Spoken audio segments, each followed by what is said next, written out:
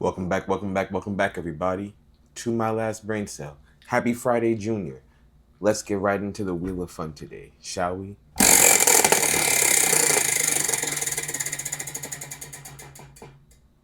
Nice heavy spin there. And we land on movies. Have I seen any good movies recently? I don't think I've watched a movie recently. I've been watching a lot of TV shows. There are some movies I want to rewatch. Like I've been watching a lot of RDC play Resident Evil, so it really makes me want to rewatch the Resident Evil series and movies that came out during that time, like Van Helsing, Underworld. Remember Underworld? Yo, we had some fire fantasy type movies when we were growing up. At least kids in my, or I should say, the people in my age range, right? Like if you are currently between the ages of like I'm gonna say like 28 and like 37, you probably had the same movie experiences I did. As far as the fantasy goes, like I said, we had the Underworld movies. We had Resident Evil. I'm gonna count Resident Evil as fantasy because it's like that supernatural thriller type shit. Um, we had there's some movies like that I can't really think of right now, and I don't mean like things like Harry Potter and Hunger Games. I mean things that were like like Van Helsing, things like that. Hellboy. We had a bunch of fire movies like that, man, and I would like to see some of those remade. Maybe not remade or rebooted, but maybe just like to continue the franchise, right? Because one thing I'm realizing is that until a new franchise emerges, we're going to continue to see repeats and rehashes of already existing IP, right? Like, there are going to be kids who are born right now in this year of 2026 who in 15 years are going to discover Batman for the first time themselves because there's probably going to be a movie that comes out in 2041 about Batman. It's going to be a brand new iteration of Batman. Like, they're going to be kids who probably know of Batman and maybe have seen videos of him and have been told about the mythos, but will then be exposed to him in their generation with their generation's telling, or I guess it'd be our generation's telling, right? Because right now we have directors who are our age again in that 28 to like 37 range who are making movies based on things that they have been what's what I'm looking for, inspired by, so I think it's really cool to think that in a couple of years, like potentially there's someone who was born in like,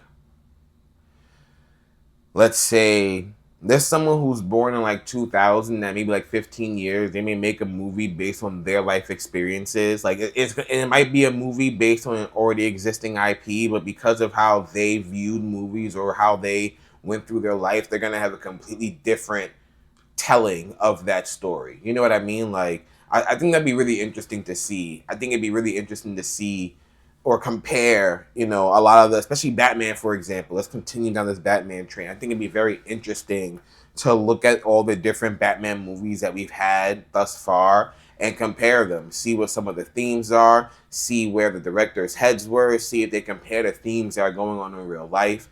Like I was watching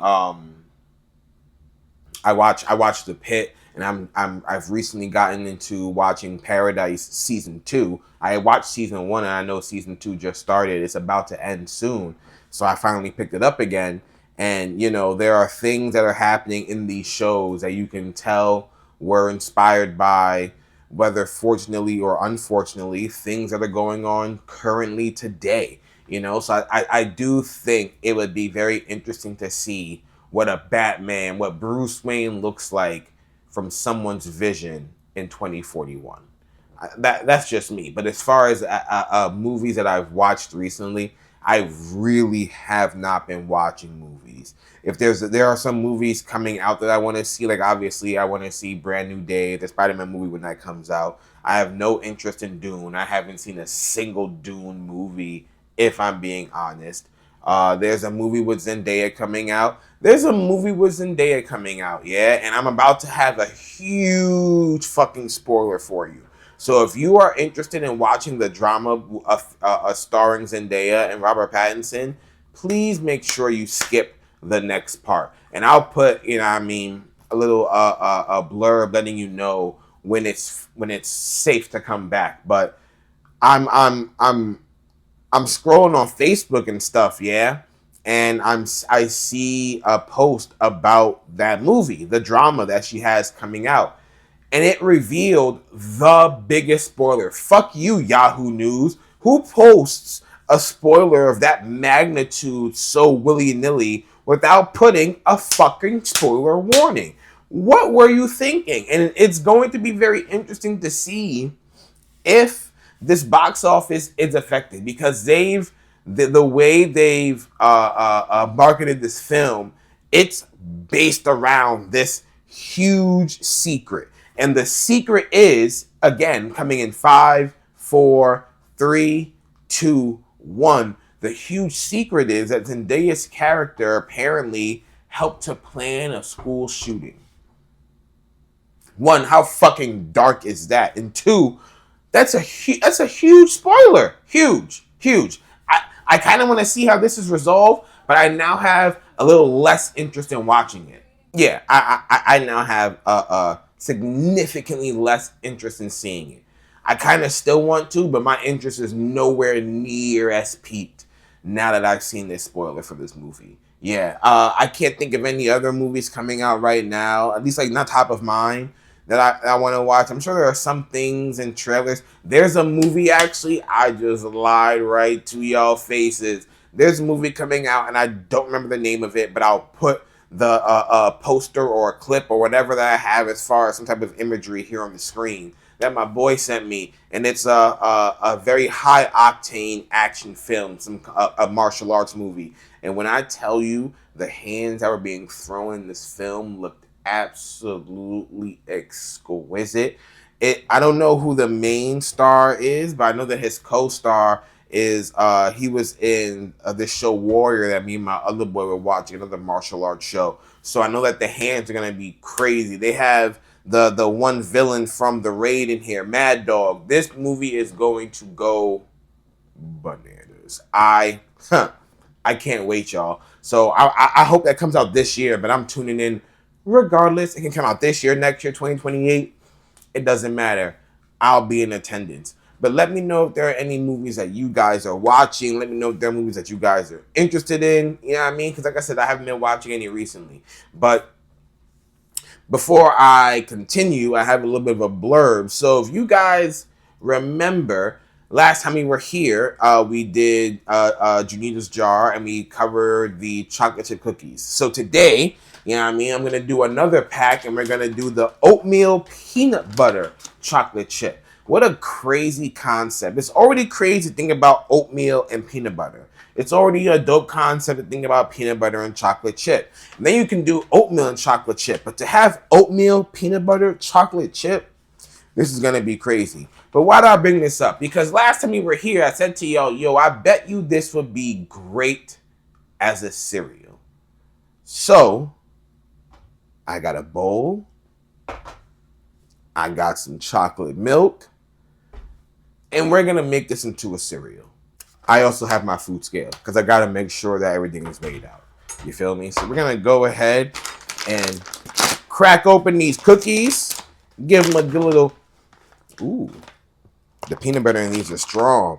The oatmeal is too. Give them a little whiff. You know what I mean? Let's pull them out. I can see the oatmeal. I can see the chocolate chips in this bad boy.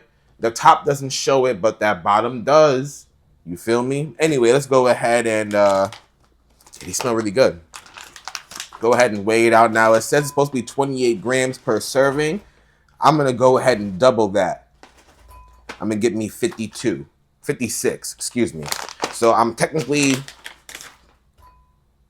perfect. I'm at 57 grams, give or take, because this does have about, you know what I mean, I give it about 1 or 2.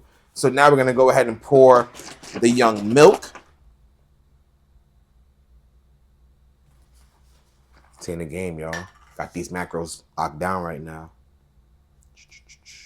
240 milli vanillis of cocoa mousse. Now I got my bowl of cereal right here. I'm gonna go ahead and cover these little bad boys up. Now, the reason why I said that these would be good as a cereal, personally, I think, is because of the shape and size of them. Right? They're not the regular size of a cookie, so you know that they're not like a homemade baked cookie, or maybe like one of those like prepackaged cookies from like a Toll House, whatever. But they reminded me personally of Cookie Crisp, so I figured, what the heck, get a nice little bowl of cereal going.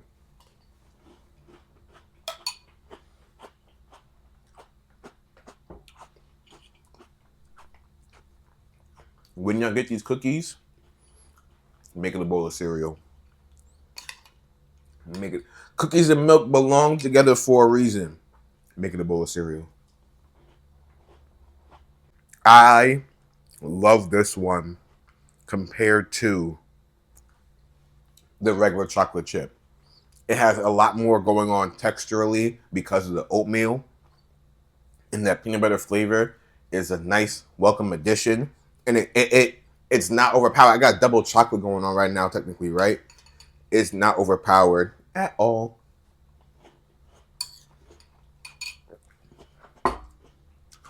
Put that down right now because I will kill that entire bowl of cereal. So let me go ahead and chill. Let me see. Honestly, I ain't got much else to talk about with y'all today. I do not have a question of the day today. Make sure y'all tune in Saturday because I definitely have something special coming for y'all on Saturday. I was gonna shout someone out, but I'll wait till Saturday because that might give it away. But until then, I'm gonna go ahead and crush the rest of my bowl of cereal here. Y'all be safe. I appreciate you tuning in and stopping by. This is King Echo. Oh, silly me. It is Friday Junior, but most importantly, it is my baby brother's birthday. Shout out Zaire. Happy birthday to him. Bro, I love you and I hope you enjoy your birthday. You deserve it. Make the most of it. And now I can safely and happily say, until next time, y'all, this is King Echo signing off.